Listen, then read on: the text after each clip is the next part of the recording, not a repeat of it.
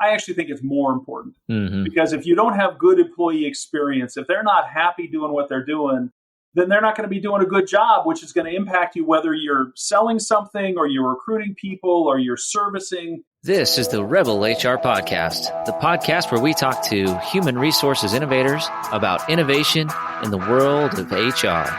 If you're a people leader or you're looking for a new way to think about how to help others be successful, this is the podcast for you. Rebel on, HR Rebels. All right, Rebel HR listeners, really excited for this conversation today. If you're an HR practitioner, if you're trying to hire people, if you're struggling to hire people, I think you're going to want to stick around for this discussion. Today, we've got Michael Yinger, the founder and board member at ResumeSieve.com. He's a high-performance, forward-thinking exec with 20-plus years of experience building teams, managing global organizations, and providing strategic guidance to C-suite and boards of directors.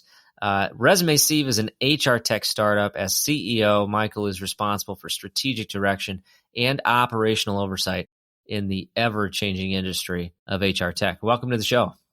Oh, I'm happy to be here. Thanks for the opportunity. Well, really, really excited about this. We were talking before we hit record. I think this is just a really great fit for our listeners who are going to be dealing with some of the woes of recruiting, screening resumes, and trying to find the right people for the organization. So a ton we can talk about today. But before we get into that, I'd like to start off by talking about what got you interested in HR tech and what prompted you to start ResumeSieve. Yeah, thanks. You're right. These are interesting times when it comes to what's going on with technology and with hiring.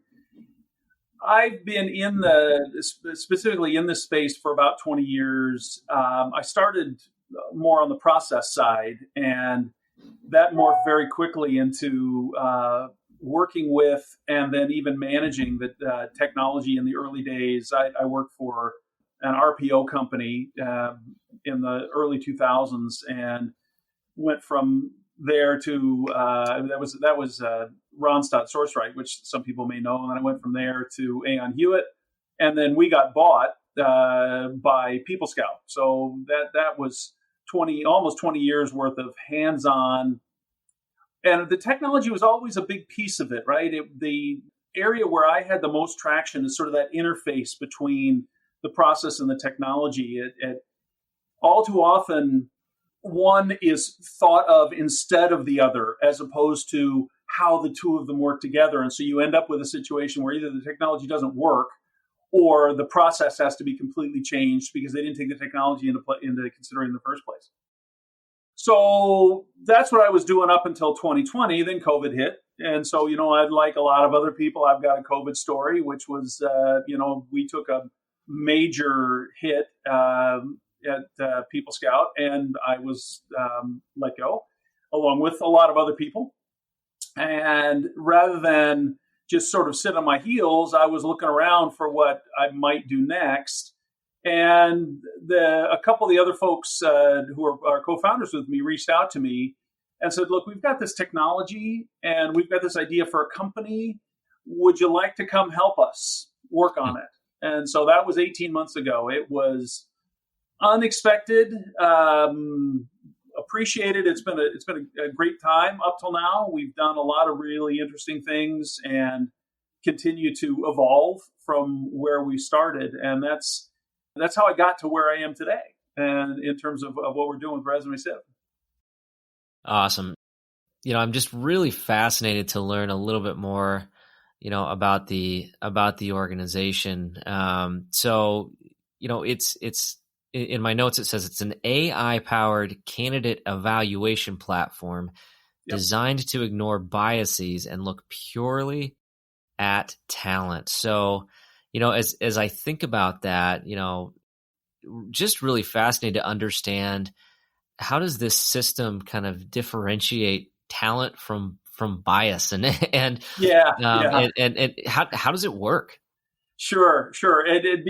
Because of course the immediate assumption, I'm totally there with you, is, well, if you've got AI, don't you run the risk of having bias? It's where we're using the AI that makes us a little different than anybody else.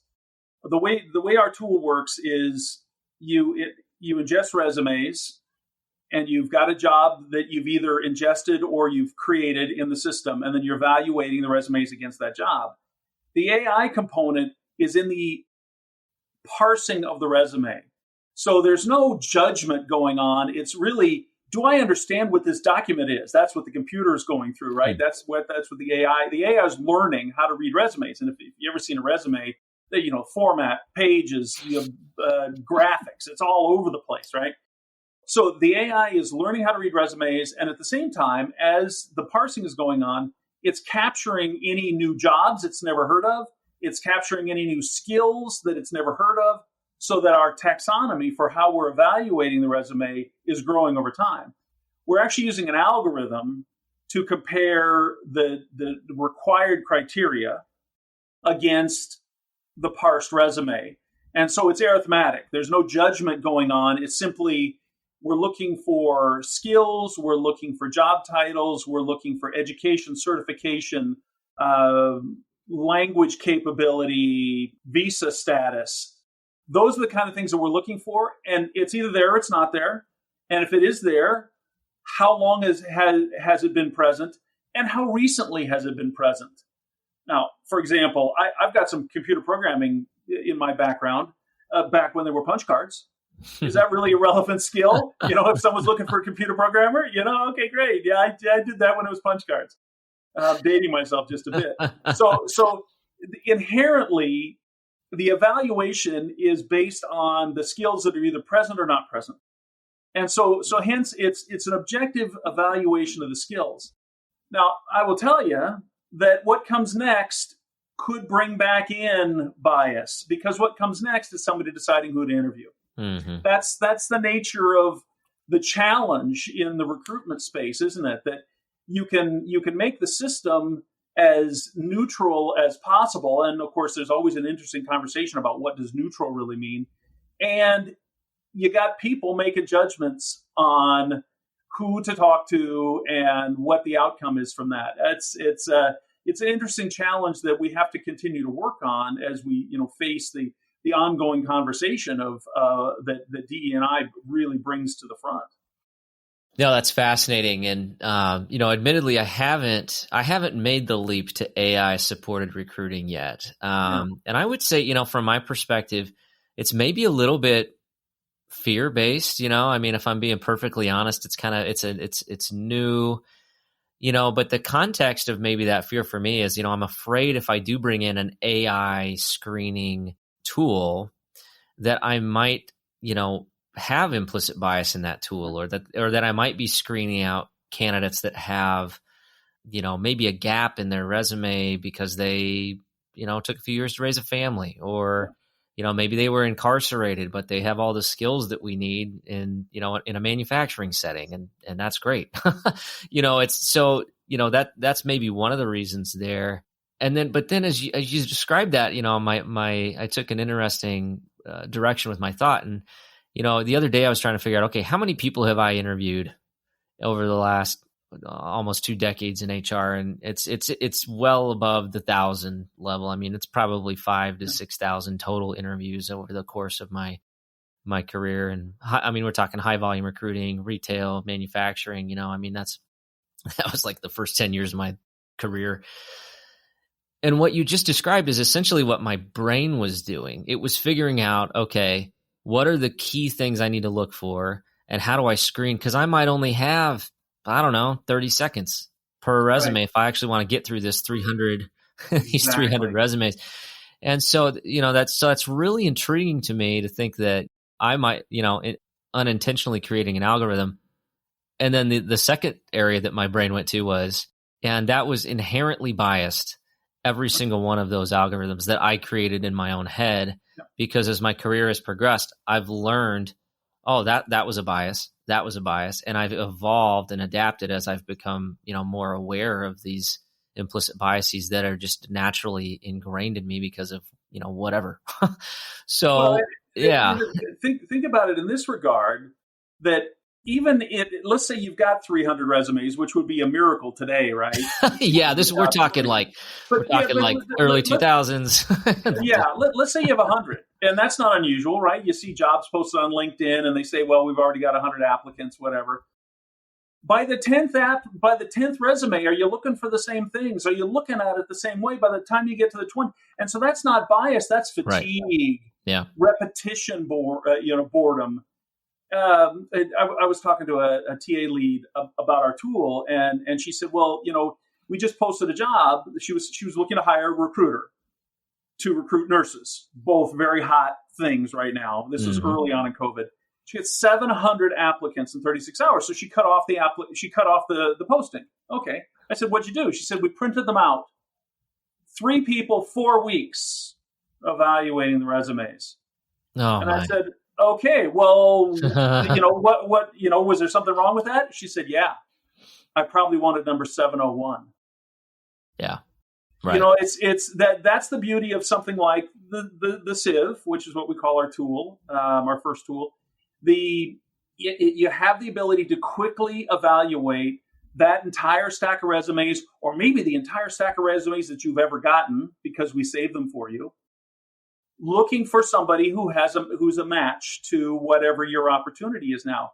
And you get some more tomorrow? Great, put those in and let's reevaluate all of them again, and then see who comes out on top. Oh, you don't want Java, you want you'd rather have C++, you'd rather go back in time. Great. Reevaluate them again, all of which takes just seconds to evaluate. It really is we think it for some organizations it's going to be a game changer. Now, it's very easy to say, well, this is in certain applications already. That's true. There are rudimentary searching and matching tools in some, but not everybody has access to those.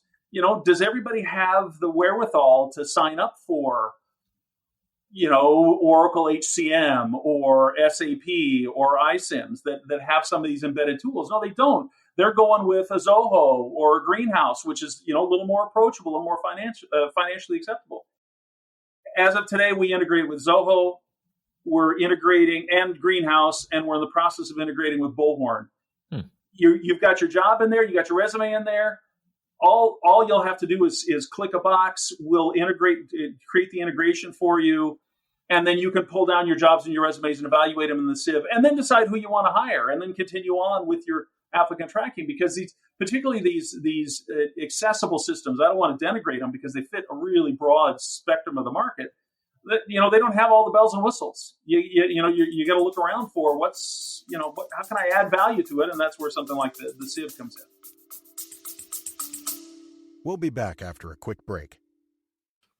And so used to having everything in front of them right away that we forget that innovation just takes time. I myself get frustrated too. Why? And this as being one of my best friends is, hey, I talk to you all the time. Hey, man, I'm frustrated in the fact that I can't seem to just get there in the next day. But that's just not how these things work, right? Innovation needs to be planned out. It needs to be very methodical. And then when it finally hits, that's when it seems like to everyone else that it sort of just came out of nowhere. But to you, the amount of dedication that it took over that time. Yeah, that's really interesting. So, and you've been in the industry for long enough, you get it. Like the comment on fatigue, and I reflect on this, the time intensive aspect of recruiting is just it's really hard to get away from. And I think one of the challenges that I focus on is trying to remove the non-value added functions. And value add for me is literally screening. It's actually understanding, does this person fit? But sifting, sifting. That's exactly another, right. That's a little bit of a different challenge where, you get a couple hundred resumes. God willing, you get a couple hundred resumes in today's market. And then, by resume number 30, you're at a certain point, you just forget, what was that first one I liked? What's Yeah, different about this one? yeah, yeah. Oh yeah. Am I being too hard? Maybe, you know what? I haven't found the right one yet. Maybe I'm being maybe I'm being too hard. I need to ease up. Right. And then, so then every resume after that, it's like you're looking at it with a Skewed. little bit better Yep. perspective. Or the flip side is, oh, I've already got 10 in the pool, and gosh, I can't deep screen these 10. I better start being a little bit more, specific about what I want. Yeah. I mean, there's just no science to it, right? It's really just a personal kind of an art. But yeah, I mean, another word for art is, biased. Yeah. Right. I mean, I like to tell people resumes are art. Yeah. And everybody has an opinion and everybody's wrong, just like art. Right. You know what I mean? Yeah, it's a great analogy, and it's so true. Back to something else that you said. You were talking about screening people out, and how your concern on the AI that it might screen people out. There was a really interesting study done by Harvard, published just recently, that talked about that significant numbers of people that are screened out, amounting to tens of millions of people who could be viable, but the system's screening them out before anybody really has a chance to look at them. And it's exactly the kind of factors you talked about. Is there a gap in their history? Maybe the length of period of the jobs is too small, or any number of these sort of technical things that a system learns to screen. Which brings you to the challenge of AI. I think AI is a wonderful bit of science, and fully support the continued development of it. And the key to making it successful is, how is the system learning? And is the system learning, right? I was talking to a CEO who had I won't say the name, had an applicant tracking system that had an AI module. And he was kind of pissed because he was paying for the AI module and the recruiters weren't using it. Mm. So I said, well, why not? He said, because they don't like the results that they get. And I said, well, were they providing feedback back to the system? He said, no, they just stopped using it. Okay, that system hadn't learned anything yet. Whether or not it learns the right things, that's a whole different issue, right? It's the horror stories of training an AI chatbot to be spouting some sort of an agenda. That's that Microsoft learned that in 8 hours, didn't they? Yeah. Or what is it? The AI. There was some AI that decided that the world was doomed and we all just need to give up, and after spending a few minutes on the internet. Yeah. It's so you begin to see that, and then there's a whole aspect of AI. Not to go too deep into it, there's a whole aspect of AI around, how do you decide what's neutral? I read an article just recently that was talking about sort of the societal ethics of training AIs to be neutral, but it's whose definition of neutral? I'm not attempting to get political here. And you look at our political discourse and you say, well, who would you listen to if you were trying to create a neutral platform? Because they're not absolutes, right? They're opinions. Yeah, it's an interesting challenge. I think over time we'll come to grips with it, and the AI has really backed off from where it was in the early days, where AI was going to be picking the person. It's not so much that anymore. It's helping with sourcing. It's helping automate the process and make the process more accessible. But it's there's a lot less of this. Well, AI is going to be picking who the next person is who's going to run your company. That language doesn't seem to be out there so much right now. Yeah, this is such an interesting conversation, and depending on, you talk about neutrality, depending on your school of thought, if you go out and you start Googling, AI recruiting, you're gonna see a ton of people that love it and a ton of people that hate it.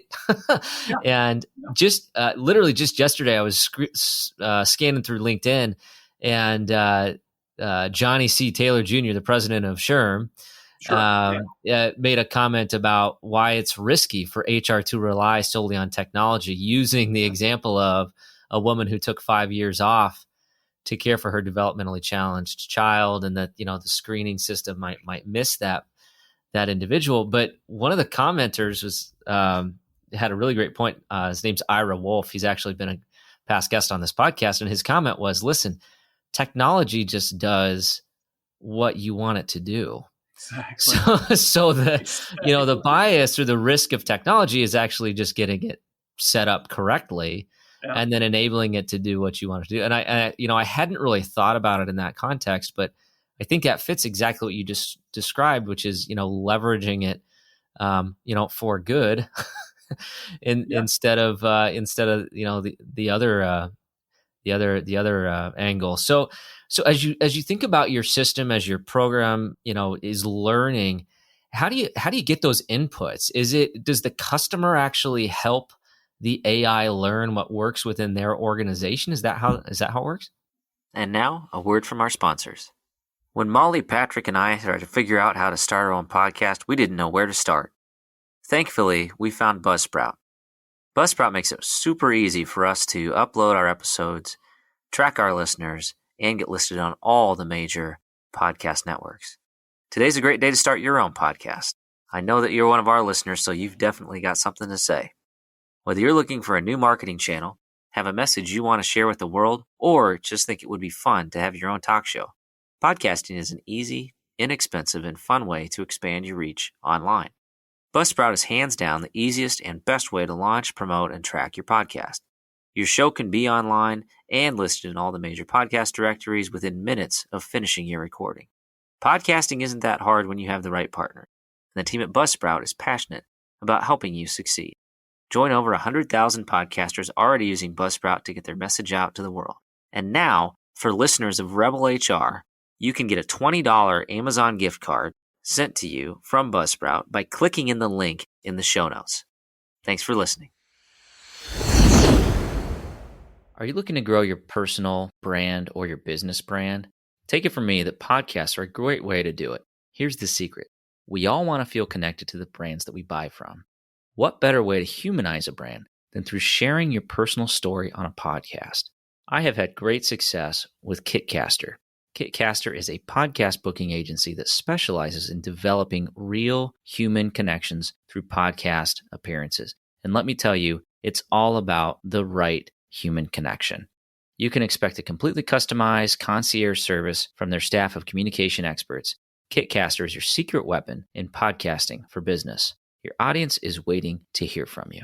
For a limited time offer, listeners to the Rebel HR podcast can go to www.kitcaster.com/rebel to get a special offer for friends of the podcast. Rebel on. Well, so there are two aspects to it. One is the system is learning as it's going through the resume what it's looking for and how to find it and how to be more effective, and then it's saving those results and adding it into the taxonomy. Now we do have a customer feedback loop, because one of the things that we found early on was often just because of the way somebody was typing something in, they couldn't find the skill they were looking for. We actually found out something kind of humorously interesting about the accounting profession. We were talking to an accounting company, and they really couldn't find senior accountant in our skills list. Well, senior accountant's not a skill. That's a job description. Mm-hmm. And so we've adjusted to that. And what we've done is we've said, if you really can't find what you want, click here. And we allow them to input it, and they send it to us. We evaluate it because maybe they're just spelling it wrong. It could be that simple. And then we will fold it into. So we are allowing for some input into it. We talked about actually allowing them to change it on the fly, and we've held off because then suddenly that big thumb on the scale thing starts to come up. That someone doesn't score well because that quote unquote our system didn't see the skill in their resume. Well, maybe it was there, and somebody just wants this person to score higher. And we're trying to make it easy for people to remain compliant. And so for now, we will take feedback and we will adjust as necessary. And the system is learning as it goes along what's missing, if you will. Again, it's not making any judgments about whether it's good or not, or whether it's present or not. It's just, what do these words mean, and should they be in our criteria? No, that's interesting. And the other thing I was thinking about as you mentioned that is the how critical how critical it would be to get the job description right and that position profile right, and actually take the time to actually make sure you're not asking for a purple squirrel or a unicorn that doesn't exist, and that it's actually what determines success or failure in the role. That's a whole nother conversation. Well, one of the first bits of feedback we got from testers was, boy, it would be really nice if you could just ingest the job description. And my perspective at the time, at least internally, was I think it'll take more time to adjust and ingest a job description than just to create it. Because, with our system, you can create a job once you know the system, which is true of any system. In 2 or 3 minutes, you can create what you're looking for. What are all the skills you're looking for? How much of the skill and so forth. But we do allow ingestion of the job description. So what happens is, I wrote a job description for a sales professional, and I ingested it, and it ended up with like 25 different skills. Well, I really only needed 5. There were really 5 that I was critically interested in. So I had to edit out the other 20. And so I ended up being right, even though we put the capability in, so that, if you want to ingest a job description from your ATS, we will do that for you, and then you can adjust it. It's an interesting skill, writing a job description. All too often, how much of it is measurable? That's really the key. The soft skills versus the hard skills. That I had one client at a previous company. They had 10,000 job descriptions because that's how many jobs they had. That's how many jobs they had. Every single job had its own job description. Just maintaining that. There's a lot of room for efficiency in the recruiting process. And at the end of the day, that's what we're going for. We're taking a whack at a really big piece of the recruiting life cycle, which is, you called it sifting, and you lifted that. I know, right from our marketing. Why sift when you can sieve? I promise I didn't. I'm not. No, it's perfect. It's why sift when you can sieve. Yeah. Oh, there you go. Hey, if you're looking for a market development professional. Just to give you a little bit of stats, we think on the average you can save about 70% of the time that you spend today evaluating resumes. And that translates into as much as a 35% savings in time to fill. Well, that's tremendous. You talk about 35% savings in time to fill. If you've got 3 recruiters, you only need 2. And I'm not advocating getting rid of recruiters. In today's market, what's the hottest job out there? A recruiter, because there aren't enough of them. Because during COVID, they went and they found different jobs. Right. And of course, now that everybody wants to hire like mad, they not only need all those recruiters back that got laid off during COVID, but they need more. They aren't out there. So why not make the recruiters that you've got more efficient? Yeah. Very cost effective, very repeatable. I just hired a recruiter. Yeah. Let me tell you how hard that was. And you're probably paying a lot more than you hoped to. Yeah, significantly. If this was back when I started as a recruiter, it's a little bit of a different game now. But I think that's so interesting. To think through, not just recruiting as a soft skill, but thinking about kind of the mathematical approach. And from my perspective, I don't know that there's necessarily anything wrong with utilizing AI as long as it's done appropriately. Right. And I got to feel like there's a balance there, right? Like you shouldn't have like robots hiring from start to finish. Like there has to be a human element in there somewhere.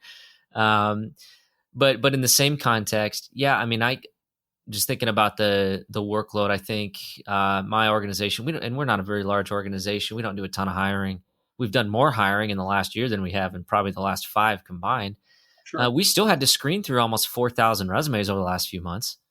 Yep. And that's for my team. That's either one of 2 recruiters or a hiring manager that's going through and going through these 10, 15, 20, 30, 40, 50 resumes in some cases to find the ideal candidate and wasting their time. So it's not even, in my organization, it's not even a recruiter that's looking at these resumes. a lot of times this is a hiring manager that should be leading and driving, revenue or helping Yeah. customers in some way, shape, or form. And so, Yeah. If I can find a way where I just give them, here's 5 pre-screened, right? You look through these 5 and then you tell me who you want to continue the path down, and we'll help organize and coordinate. For me, that's that's the true north. That's the ideal. And my approach is, talent selection shouldn't be an HR function. It needs to be a business function. Yeah. And HR supports it. But if I can give qualified candidates to my hiring managers, now I'm giving better customer service to them. And so, this, it just makes sense to me to think about this as a potential opportunity.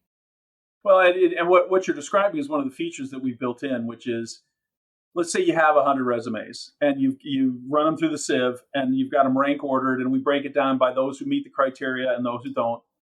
You can collaborate with your hiring manager within the system. We have it set up so that you can invite the hiring manager, and the two of you can look at the list. So you talk about giving 5 pre-screened candidates to the hiring manager. Great. Well, the hiring manager says, well, you know what? I'm not sure I like all those folks. Show me the next 5. Yeah. They're right there. You don't have to go back and figure out who the next best 5. You've already got them. Or my favorite is I love this candidate, but I'd like to see 3 more. Yeah, exactly. You're like, but you said you love this candidate. Anyways, we we need a couple drinks to go through those stories, I'm sure. Yeah, sure. Nonstop.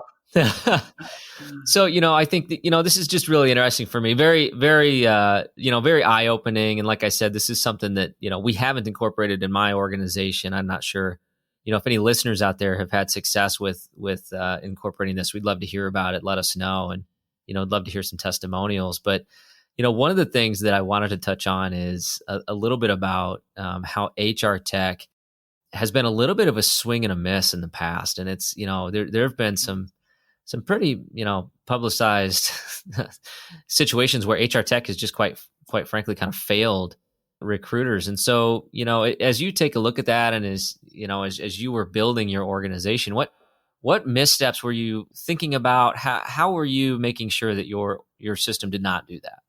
Yeah, I know we did think a lot about that. And part of the challenge, I think, all too often has been complexity.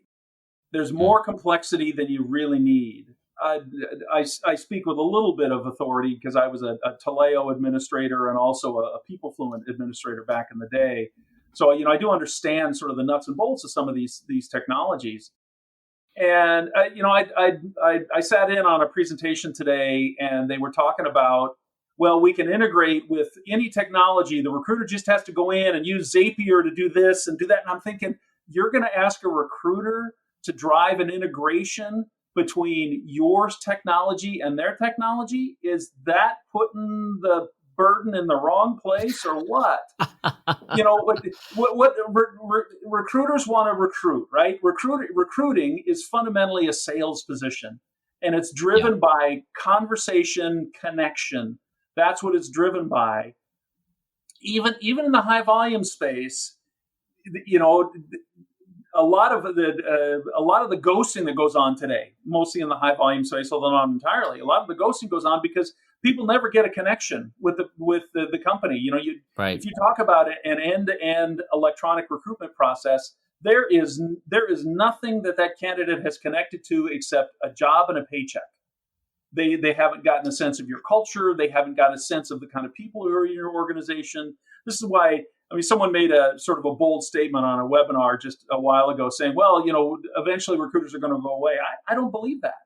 No, I don't buy that at all. It's, maybe it's because I'm in the industry, but it's about the human connection. And if you lose that human connection, I think that the technologies that have been more successful have been the ones that have been really easy to use. And, you're not forcing that recruiter to become a gearhead.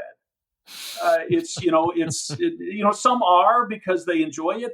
And, most people aren't. They'd rather just the technology to do whatever it is they need to do without all the complexity. And, there are some vendors who are trying to fix this, primarily through sort of end-to-end offerings. you get a whole suite of things. You think of, some of the big companies that will do things end to end. Even that hasn't quite gotten there yet. I think the other thing that early on was when the big ERP companies, Taleo, Oracle and SAP, and they were offering recruiting, but it was a sideline. It wasn't. It was just, you bought this and so you got this for free. Fortunately, they've moved away from that, and they are more concerned with how those individual components work. But I think that the biggest failing in general has been the excess of complexity, features that people just don't need, or that don't work the way that you say they do. Absolutely. It's interesting. So, as you mentioned that, a little bit of a light bulb went on in my head from my past experience. So I've used the big ones, and I won't use the name, but really, really intricate system, integrated with everything you would ever want. But using it as a recruiter was like you had to learn like 17 different workflows, and then just to get an offer through the system correctly was like an act of Congress. It would take weeks in some cases. Whereas now I got this super simple system. I got a great recruiting admin. We can get an offer out in an hour, right? And it from interview to offer extension, and we can have somebody onboarded in the matter of a few hours and hired literally the next day if we need to, and it's one of those things where it's like we just kept like stupidly simple. So we didn't outsmart ourselves, right?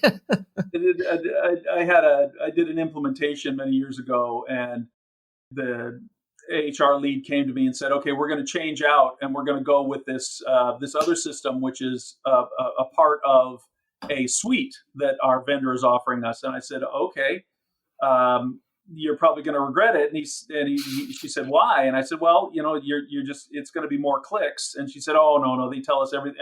It's okay. She came to me after 3 months and said, "Why is it taking 40% longer to recruit?" And I said, "Because you moved from a drag and drop system to a step and status system. And so you're doing 40 to 50% more clicks. What can I do about that?" I said, "Go back to the old system." Right. The system's a system, right? That's how it's structured. Yeah. It's and I think some of that is still true today, that there's a level of complexity with some of these systems that makes them harder to use. Really does.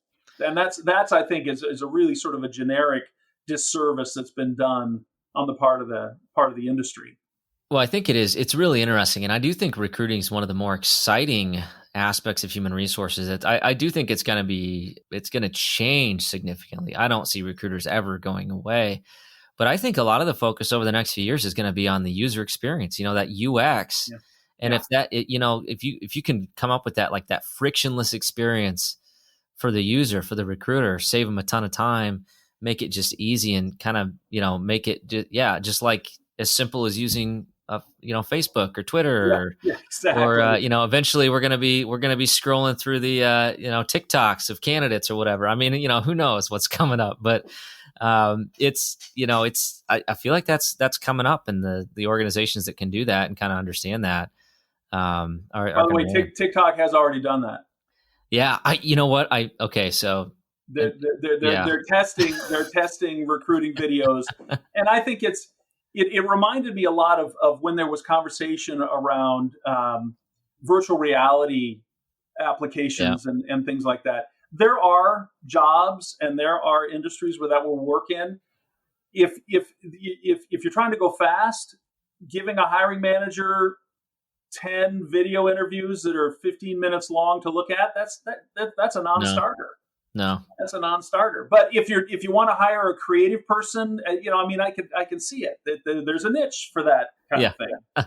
Yeah, I think niche is the right word. Yeah, but I tell you, if I get a TikTok video with somebody with a cute puppy doing a trick, or I don't know, it knows my feed, so it's just crazy how these algorithms work, but it knows that I want to see videos of home repairs, which is the weirdest niche in TikTok, I think. But look at how they fix that plumbing fix. So. But if they can do that for candidates, I think I'm all for it. I love it. back to the user interface thing.